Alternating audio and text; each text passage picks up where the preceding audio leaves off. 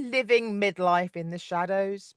Welcome to Midlife Unlimited, the podcast for women and men who want more. I'm your host, Kate Porter, the Midlife Metamorphosis Coach, and I'm delighted to be joined by my episode 100, oh my gosh, guest, the fabulous Sonia Rose of Sonia Rose Coaching, to give a taste of our full-length audio episode that's out now, wherever you get your podcasts, Spotify, Apple Podcasts, Good Pods, everywhere, which is entitled, I almost forgot that, I'm so excited, How to Own the Midlife Stage.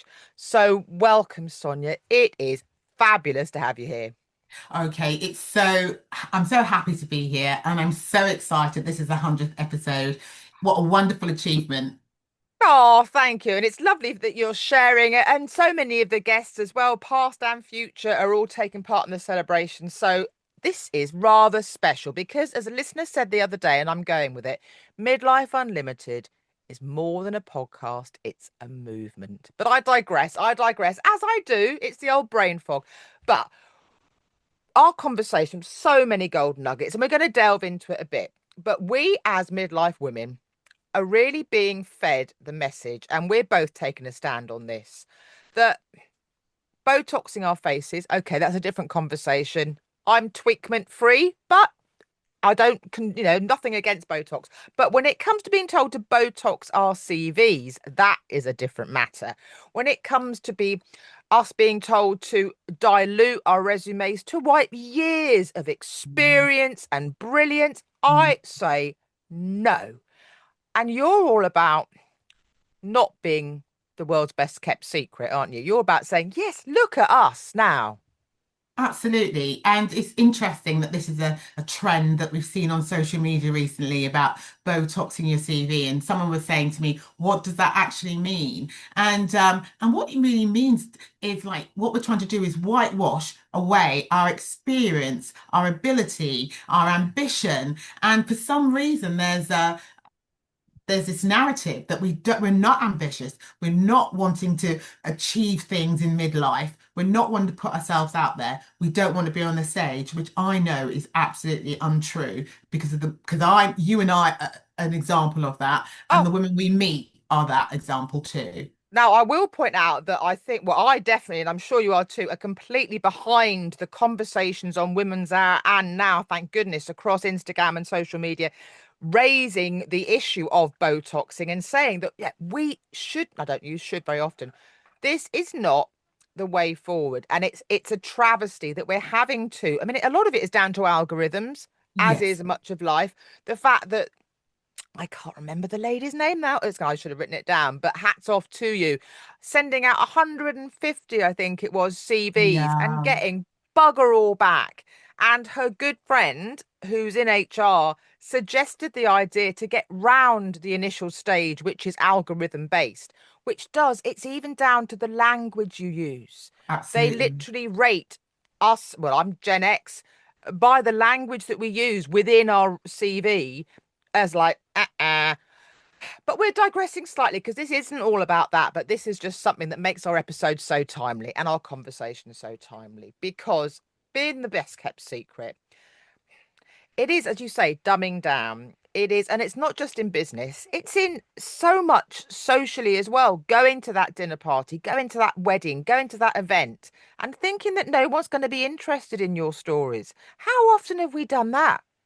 Yeah, unfortunately, I think it's just that I think we come to an age as well where we think when we've been spent a lot of time actually focusing on other people and other people's needs, and as and so what we're doing is we're thinking about what would be best for this person, what would be best in this situation, and we're trying to navigate all these different things.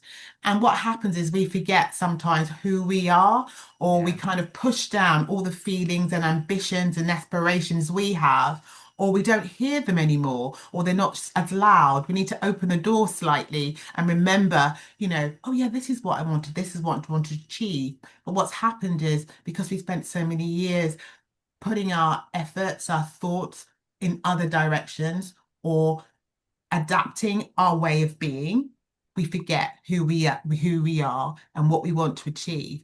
And so that's what happens when we become sometimes we're hiding in plain sight in the Yeah. sense that we're doing it looks like we're doing everything they're looking really successful, but they know there's areas that we don't want to we want to achieve and we haven't actually actioned. And sometimes we're just hiding. And it's Mm. okay, it's totally understandable. But I think it really hits you, well, it hit me in midlife because it's at that time when you say, midlife metamorphosis, when you're just kind of thinking about what you want, realizing that you have less years ahead of you than behind you. So, what am I going to do with this? What do I want to achieve? Who do I want to be? What do I want to be known as? What do I want people to say about me? All these questions start to come up, not necessarily so clearly, but those it's kind of reverberating, isn't it? No, it is. We are starting to question rather than accepting. And I think a phrase that I kind of thought, this is how I felt. A people-pleasing chameleon, because as you just said, Mm, I spent so many years and not very successfully. I didn't do it very well, she says, self-berating. Oh, here we go again. Don't do that. Be quiet, Deirdre. Being the woman that other people wanted me to mm, be mm, rather than being the woman that I wanted to be, to the mm, point that I didn't even know who I wanted to be anymore mm, or who I mm, was. It's not necessarily aspirational. It's the actual who am I? What do I actually want?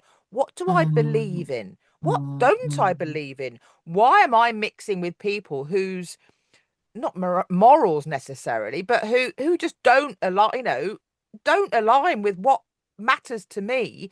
I want to be with the people. I want to find my people, my tribe, who light me up, who make me feel, yes, who want to listen when I speak up, rather than, as I mentioned in our full-length episode, that kind of shush factor. That's like, mm, no one's mm. going to be interested, Kate. Why?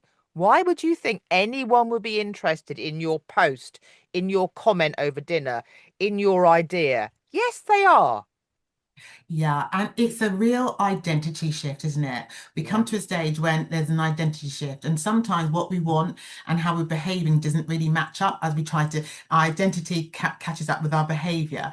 And I very much feel that because I spent many years shape shifting and Mm. I learned that early on that, I went to a very nice school. And when I was at school, I behaved in a certain way, but I also lived in my grandmother's house, in private rented accommodation, in a council flat at certain points. And so I behaved in a different way there. And that's all well and good. And it actually helped me when I started working because I was able to scan the room, see Mm. how do I need to behave, what would work best for me, what's the best way to like, who needs this, who needs that people pleasing thing. Yeah. And if you start to do that a lot, it becomes automatic. And when it becomes automatic, it's back to the conversation at the beginning about, well, who am I? And then when you get to midlife, when for some reason, you know, things start to change for us. Our hormones start to change. We start, looking at our confidence level. We start thinking about what we want for our future. We start realizing the children are going to be gone. And so what happens to me then? My Um, relationship, what sort of relationship I want, all those questions come up. And you just realize, well, in my case, you start to think, you know what? What is it that I really want? As you said, who do I want to be? How do I want to show up? And what do I want for my life? Because I've got less years going ahead than I have mm. behind me.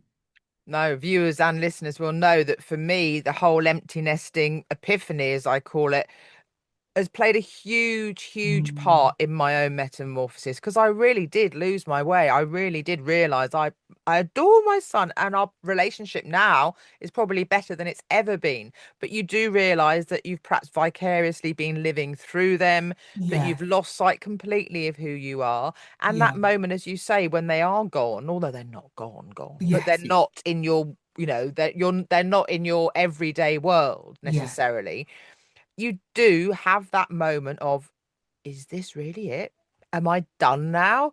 And I know you're not all mothers and dads, it applies to you as well, but it can happen with a bereavement with a parent or a relationship that you've been in since you were 17, 16, and now you're hitting 50 and it's broken down for whatever reason. And you're like, this is the first time I've been on my own since Mm, I was a teenager or in my 20s, mm, and I mm, ain't the woman I was then. mm. Who the heck am I? But the other positive side of it, I was out for lunch yesterday with a girlfriend, and we were both saying that we feel that our 50s are the best time. Oh God, yeah. It's been the best time, Kate. I feel that I just feel I just feel happier. I feel Mm. clearer. I feel like I'm happy with the way I look. Yeah, there's Oh, things that could be back to that. improved. Yeah. They can be I improved. But we were But we've just got the saying, ability now to change them as well. I mean, yeah, I'm 57. I've got the countdown on. I can't wait for my diamond decade. I'm not wishing time away, but yeah, I've set the old my fitness challenge, a six pack for 60. If you could see the menno belly that I'm now looking at, you're like, good luck, love, good luck. But it's there's time. I can do this, but so many other things. I've got well, little things going on behind the scenes as well. But it's exciting. I feel exuberant. I feel yeah, bodacious. I feel audacious. I won't say daring because it's not necessarily bravery, but I'm like, bring it on. I am up for this. I am ready for this. I'm powerful. I'm enthusiastic. I've got a hell of a lot to offer the world. And it's not just me, but there are women going to be watching this thinking, who does she think she is to be saying that? I'm me, and you can do it too. Because it's not absolutely. about being the loudest, is it? And I might say, and then it's me. I talk to anyone and everyone, and that's how I am. It's naturally part of my personality. As the as the episode with Denise O'Dwyer about Chinese astrology is proof, and the one that's coming up, well, no, out the same day with Isan about Western astrology, Gemini. It's a lot. If you hold any weight to that, well, I'm digressing again. But no, it's not about being the one that goes, hello, is it? No, That's not what we it mean by definitely owning the is. stage. No, Stage. it isn't. It's just, I don't know. It's kind of like a freedom that you have that it starts to grow within you. It starts to Mm. grow within you. So I've taken that hobbies and things like that I've always wanted to do. I Oh, I used to love do that. them. Well, so I improv, for example. So I do improv now, improv Oh, class tonight. Things that oh, I would never thought I would do before because I was fearful, I was embarrassed. Most of the people in the group are much younger than me. But it's been such a confidence boost and it's been so enjoyable. mm, Planning my trip, we're going up Ben Nevis next year, planning that now. Those are all things that I just think, crack on, crack on. We just need mm, to get on with it if you really want to do it. But I also understand that not everyone is at my stage yet or our stage yet. mm, And I took a while to get here. And you need to give yourself grace and be kind and just take smaller steps. So, like in business, your small step might just be rocking up to a networking event. mm, Everyone's at different stages. But we were just saying yesterday, we think that our 50s has been our best decade. It's been so freeing. And it's because, you've got the experience and the wisdom from the past. And you know that I'm not going to waste my time. I'm going to make the most of my life. I'm going to grow my business. I'm going to earn money. It will give me the freedom to climb Ben Nevis or do mm. whatever it is you want to do. Yeah. And there are going to be some women watching this thinking, I struggled to get out of bed this morning. Yeah, And I've been there. I've yeah, been there. And we are both here to say it's doable. Just absolutely. keep tuning in, keep having the conversations, keep reaching out because you Yeah. don't have to be on your own. And like Sonia just said, we don't want you looking back and regretting and thinking if onlys. No, it's all about looking forward. You may have been, I was not a nasty person, but I've had bad times and I could sit here now and think, Kate, but what is the point of that? What is the point of that? And you did what you did at the time because you didn't know any better, right? We do things and we don't know any better. And you can look back and that the joy of life and the joy of getting older is you can learn from those things. Yeah. You can learn from those things. So if you did something in the past that you're not particularly proud of, or you weren't, Well, I you was don't a feel you're courageous, drink, and I'm now 7 years sober. But that and the yeah, reasons I used it now, I understand so clearly, and I see other women and men in the same situation. And I'm not an alcohol therapist or anything, but there is a way through, and I think all sorts of addictions. I mean, and obviously that's another conversation, but the root cause for so whether it's food addiction, sex, gambling, there often is an underlying reason that is driving it. It's not just, oh God, she drinks too much. No, you've got to understand So why. many good points there. So many good points there. Yeah, for me, it was food. You Yeah. know, I was like about 5 stone heavier than I am now. I used to eat, if I was to tot up how many calories I was eating a day, God knows, you know, instrument, but I know that was part of my way of pushing things down. And it was, and also during a period when I was going through perimenopause and all those different things as well, and unhappy in my career. So for Mm. me, I use food. And back to your point about, you know, some women are looking at the thinking, oh, what's all right for you, or I'm just about being able to function and get out of bed. Like you said, Kate, I've been there too. And the thing is to be kind to yourself and take one step at a time. We were just talking about Mel Robbins, weren't we? And Yeah. she was in that case, wasn't she? And she was talking about Yeah. the 5, 4, 3, 2, 1. 2, 1, That's get what up. Yeah. she, yeah. And so you just find what works for you. Sometimes you might be in that state for a day, an hour, a week, 2 weeks, a month, but it's okay. You can come out of it at the other end. You get some help, you get some support, do whatever it is you need to do, but it is okay. And because this is a wonderful time. We're Mm. very you know, we're very lucky to be alive and to be in the world that we live in. Some people are really struggling in other ways. So it's we just I feel kind of very grateful, I suppose. That's where I sort of No, currently I'm am. absolutely with you. That my mind and body has got me this far, and I think Yeah, now let's make the most of every moment by taking that stage and the midlife stage. I say it's a double meaninged title. But before we go, obviously all your details are in the show notes, and you've got your guest profile. But we'll be sharing your contact links in a bit. But first, if you can, I'm springing it on you a bit. You share some mantras almost in our full length episode that would be really useful, for want of a better word, for listeners and viewers. Do you yes. have them to hand that you could I share do. again I now? do actually. Putting you on the spot there. Yeah, and no glasses on, but Oh that's no. fine. Do you Uh, want mine? No. thanks. Um, I think the three messages that I would like to share, and I hope that they, you know, resonate. Hopefully they resonate. Is I just want people to remember, women to remember, you can. This is in relation to business especially as well. You can be experienced, accomplished, incapable, but still hesitate when your name is attached or you have a particular ambition or a dream, and that's okay. Mm.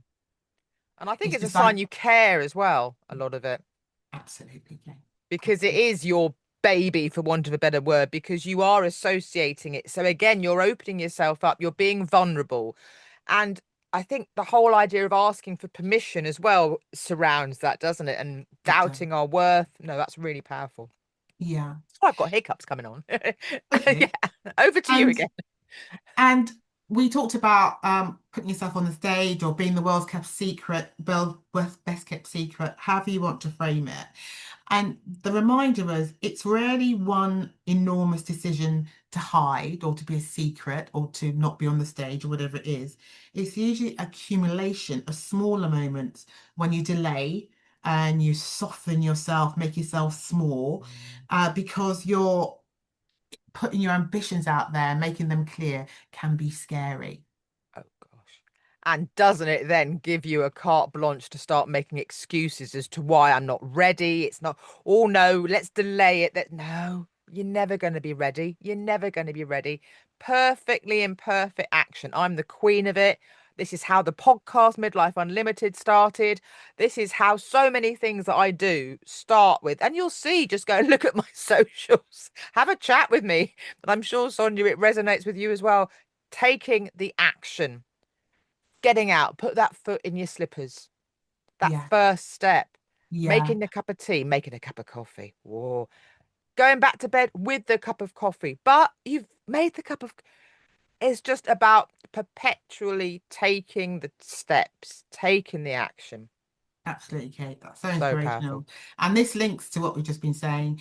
You don't need to eliminate fear before acting. You need to recognize, and I call it the flinch, and Mm, stop automatically allowing it to make the decision. yeah, no, because I love that. We talk about the word fearless, don't we? And how being fearless, it's not a good, it's not something to be proud of. I think it almost means you're putting yourself at risk. We need that fear. We need that nervous excitement, as I call it, to drive it again, to show that we care, to give us the passion and the motivation. And I think we also mentioned this in the actual audio, the fact that, every time you level up, then there'll be another opportunity for that. What do you call it? Nervous excitement. Nervous sighted, yeah. The nervous citis will come again. Mm, Every time you level up, the nervous citis will come again. And what a wonderful thing it is. Lean into it. mm. It takes practice, though. Yeah, yeah. Here's to it. Here's to those butterflies and goosebumps. I love it. I love it. Now, I say all your details are in the show notes for our episode that's available wherever you get your podcast and on the website. Pass am I too excited? Too excited. Where you've got your guest profile. But could you talk viewers through how they can connect with you, please? Well, if anyone would like to connect with me, and I'd love to hear from you, I'm predominantly on Instagram, and you can find me very easily, Sonia Rose Coaching. You can also find me on Facebook. Again, that is Sonia Rose Coaching, and Sonia Rose on LinkedIn.